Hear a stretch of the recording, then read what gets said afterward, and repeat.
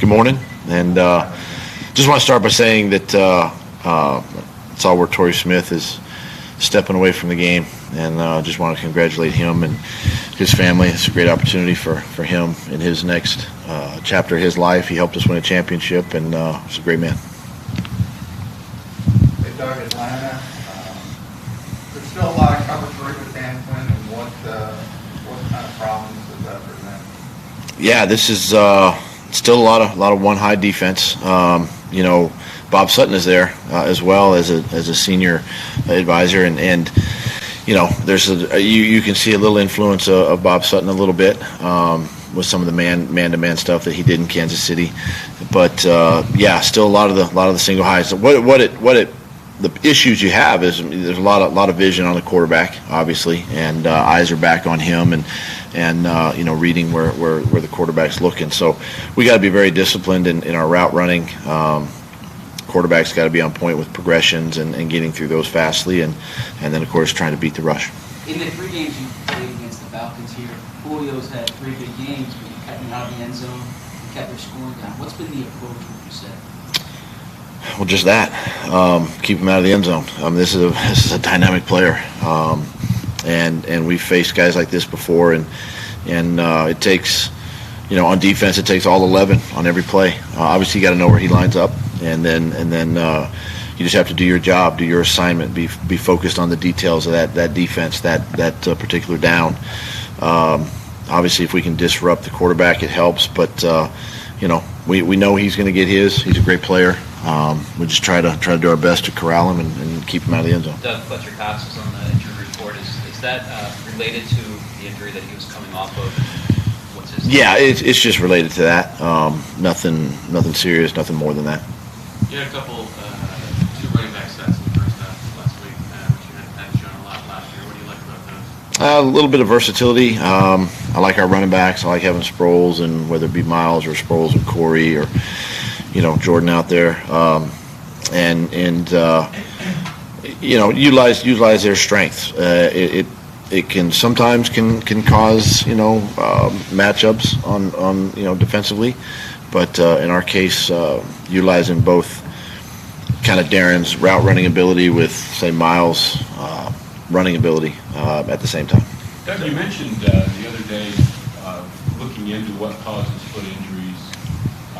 Do you remember when you were a player that the wrist strength and the foot injuries being as prevalent as they are now? I can't remember yesterday, and you're asking me to go back a long time. It's an injury that's shown up a little bit more and more. I know, what I know basically is I know the league and through the NFL and through surveys with the players and all kinds of things. They're trying to gather as much information about surfaces, about shoes, about, whatever it can be. It just seems like that more and more, again, you're hearing about it, but, we just do our best to educate our players on the equipment, protect your feet, not only from footwear, but obviously off the field as well. And, do our best to try to eliminate. Have the cleats changed a lot? Oh, yeah. I mean, they're a little more specialized, contoured, developed for, specific needs, specific foot shapes and sizes. And so, yeah, it's gotten pretty big. Doug, you've been around a lot of rookie running backs. So what has stood out about Miles Sanders kind of behind the scenes and how he's approached his first season? He's approached it with a business-like mentality. He comes to work. He's eager to learn.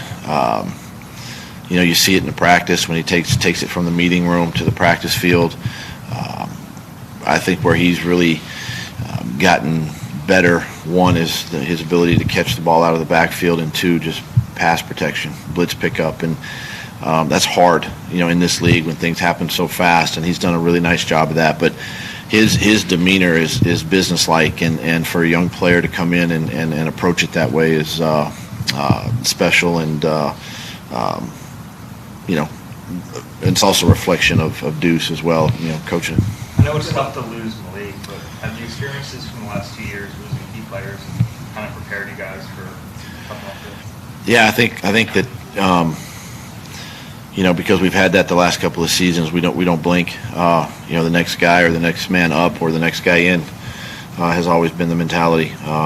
I feel like one of our strengths as a staff is coaching our second and third, string type players and getting them prepared, and this is no different. Doug, the way quarterbacks communicate route adjustments to receivers, how has that evolved over the years, or how is it, if at all, any different from what you did? Well, you're seeing, obviously back when I played, we saw more two-back, offenses and max protections and, just one-on-one type stuff outside. Today you're seeing one-back offenses or no-back offenses, spread the field, empty the backfield, and just doing all kinds of, route combinations. You're seeing pick plays, the vertical passing game, deep crosses, things that were there back then, but I think the emphasis was more on the run game, I think, when I played. And obviously everything is kind of flipped, but, these are things that as offenses, we look at this stuff in the offseason and how can we evolve and how can we utilize the strengths of our players, and even, to the point of when we're looking at college players, and how a JJ runs routes, for instance, and what he can do in the red zone and things like that. How can he help us, win games? So it's changed quite a bit since I played. The talent level is obviously, I think too, you're seeing not only the talent level, but these receivers are bigger, bigger, faster, stronger coming out of college, and definitely puts pressure on defense. Doug, if you get this closer here, how do you view the number 2 quarterback spot? Is that Josh McCown's spot? For now, this week anyway, we'll cross that bridge when we get to that point. Doug, have you given Carson more control pre-snap when it comes to choosing the plays that he wants to get into, and what's kind of the thinking behind it? No. Short answer is no. However, we do put in a particular package or two in the game plan that allows him to use his creativity and flexibility within the game plan. But for the most part, the play that's called is the play that's run or executed. And then within that, there are some plays where he has, based on what the defense gives him, he can change the route or the route combination. So, but overall, basically, he still executes the play called until we get into one of those, other packages. And what dictates when you would utilize such a package?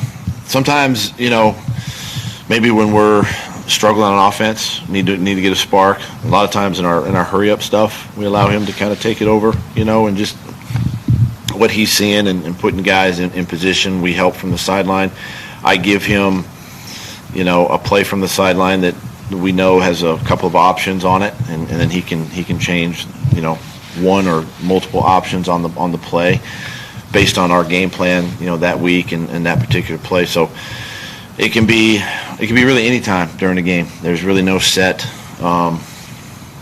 time that we would use it, other than if the offense is struggling and we want to get a spark and try to get something moving. Couple more, please. When you want to go hurry up or tempo, is that predetermined before a series, or are you saying something in the headset real quick after a play to get everybody lined up? Yeah, for the most part, it's a little predetermined. That hey, this next drive we're gonna do our hurry up.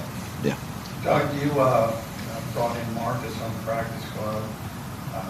We talked about Wendell Trayvon coming down to Washington.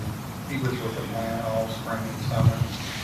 Do you have the defensive coaches check in with them to see a little bit of what's coming? They may have checked in with him a little bit during the week, but other than that and just seeing what he knows, there's it's really he's more a ULM guy than he was with the Falcons. What is communication like between you and Deuce on the game day in terms of deciding what running backs you're going to use? That's predetermined as well. That's all based on the game plan that we put together during the week. Okay. Thanks, guys. Come on. What? I have so big game situation. You saw in Arizona last week, I don't know if you saw it was overtime, second possession, and they punted the ball away and sent it home for the tie. Frank Clark was in that situation actually right before they lost. Could you see yourself playing for in overtime, or